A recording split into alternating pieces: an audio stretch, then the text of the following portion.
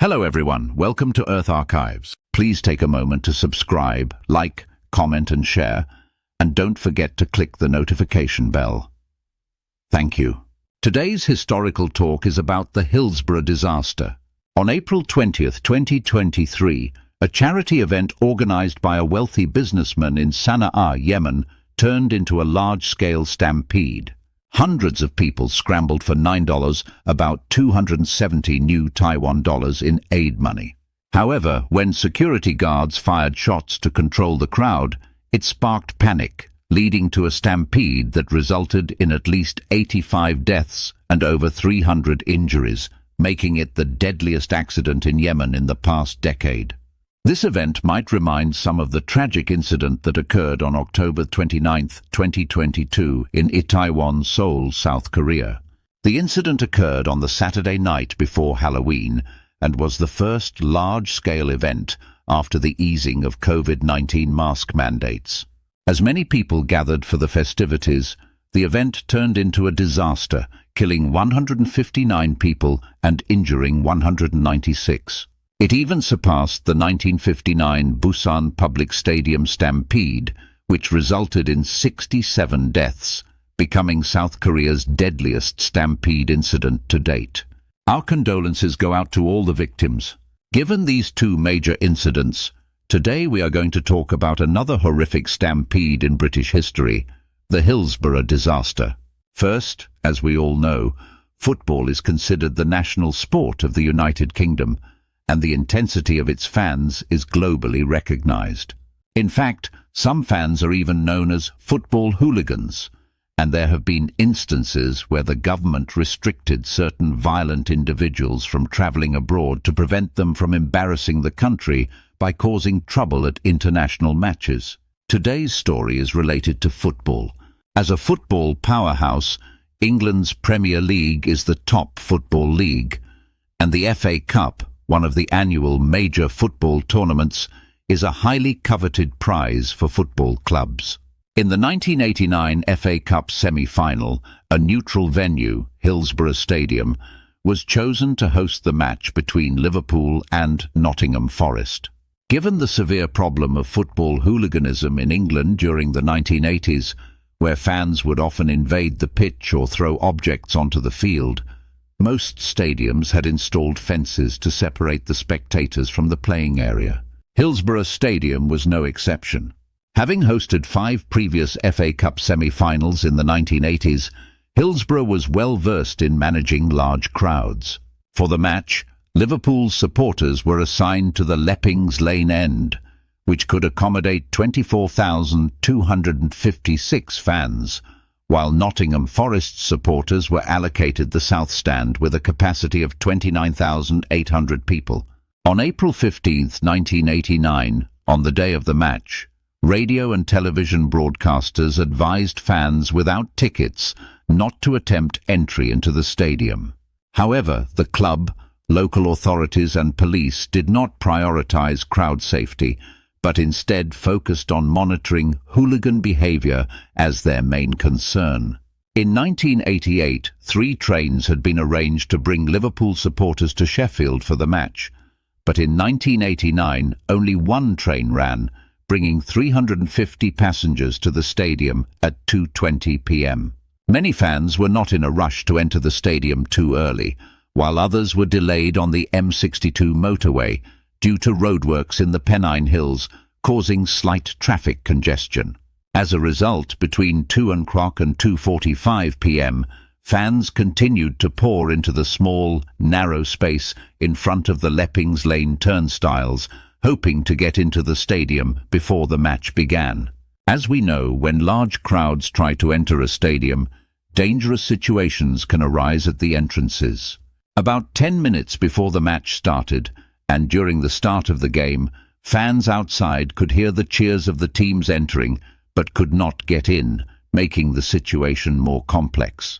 At that point, a police officer via radio requested to delay the match to ensure fans could enter safely. However, the request to delay the match by 20 minutes was rejected.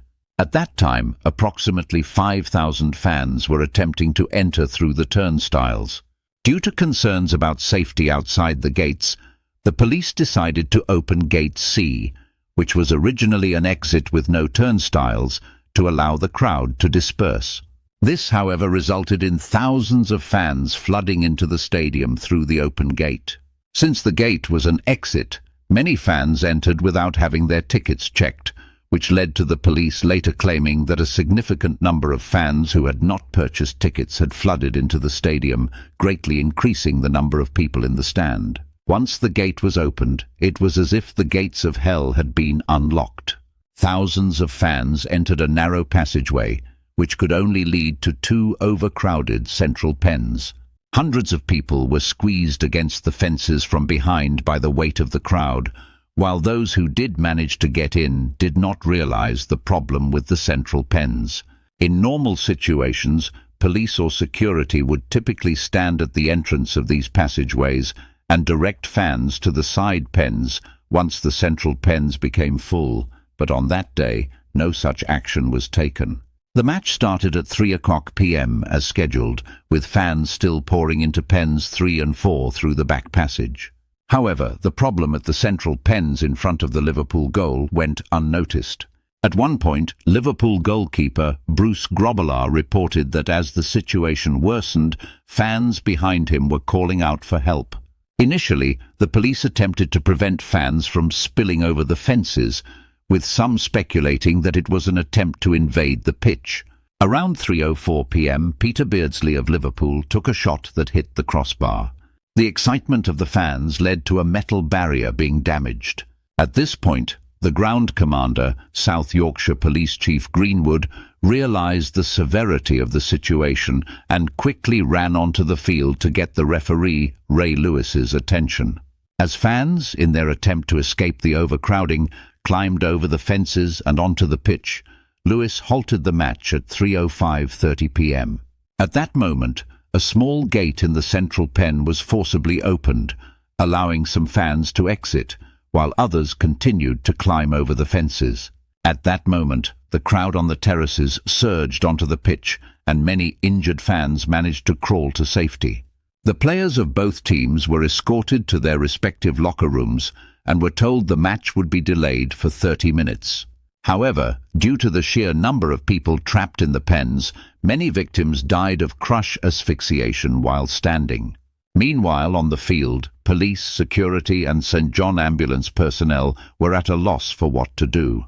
Many uninjured fans helped the injured, including attempting CPR and even dismantling advertising boards to use as makeshift stretchers.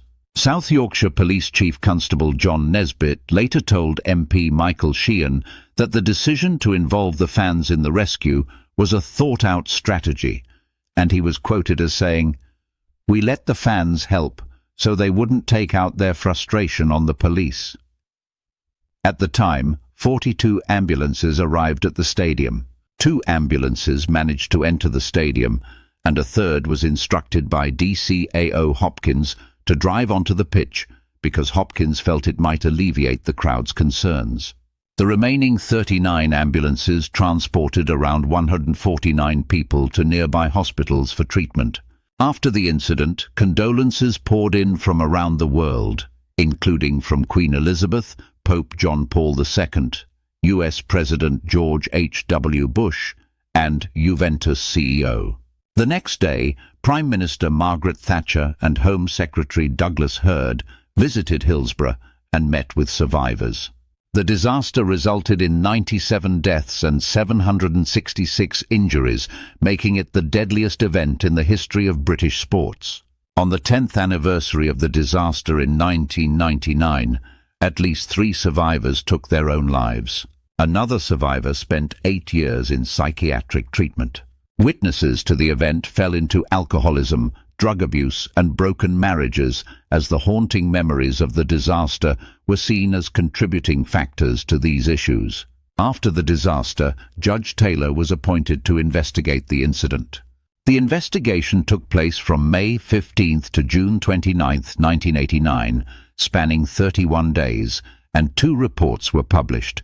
The interim report on August 1st, 1989, which outlined the events of the day and the conclusions, and the final report on January the 9th, 1990, which provided general recommendations about stadium safety, collectively known as the Taylor Report. Taylor concluded that public safety collapsed that day, stating, "The main cause of the disaster was a failure of police control, with the primary cause being the decision to open the secondary gates." Additionally, he argued that the match should have been delayed, as had been done in other similar situations at different venues.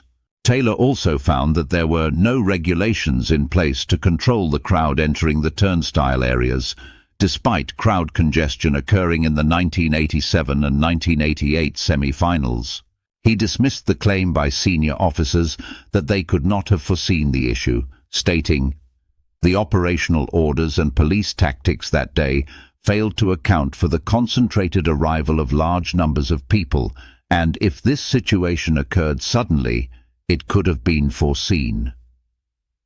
Due to the failure to direct fans to the less crowded areas of the stadium, Taylor described it as a Grade A failure. As for the conclusion of his criticism of South Yorkshire Police, Taylor described senior commanders as defensive and evasive witnesses who refused to take responsibility for any mistakes. A total of about 65 police officers provided oral evidence during the investigation.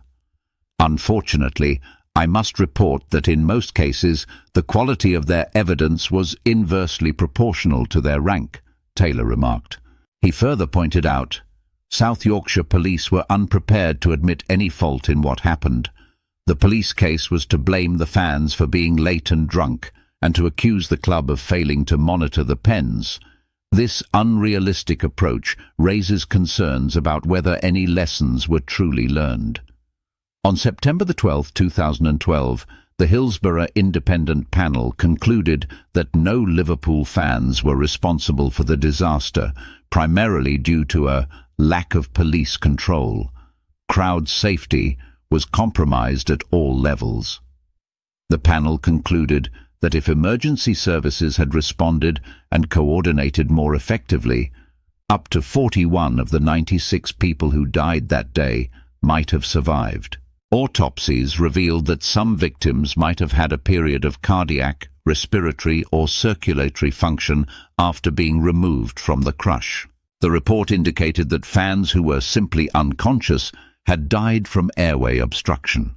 The 395-page report provided 153 significant findings.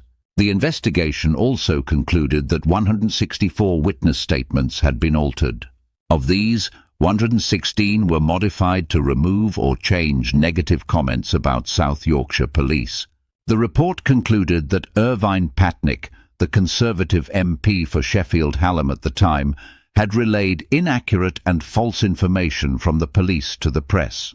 Turning to modern-day events, Yemen, one of the poorest countries in the Middle East, has more than two-thirds of its population living below the poverty line due to ongoing civil war. Abdelkhalek Al-Agri, a spokesperson for the Youth Movement Interior Ministry, stated that the event organizers had not coordinated with local authorities beforehand and had distributed funds indiscriminately, sparking the tragedy. After the incident, the youth movement immediately sealed off schools and prohibited media personnel and outsiders from entering. Yemen's Interior Ministry announced that 2 people connected to the event had been arrested, and an investigation into the incident was underway. Following the tragedy, the Houthi-led government in Yemen announced that the injured would receive $400 in compensation, and the families of the deceased would receive $2,000. However, given the country's fragile finances, it is likely that these promises will remain unfulfilled.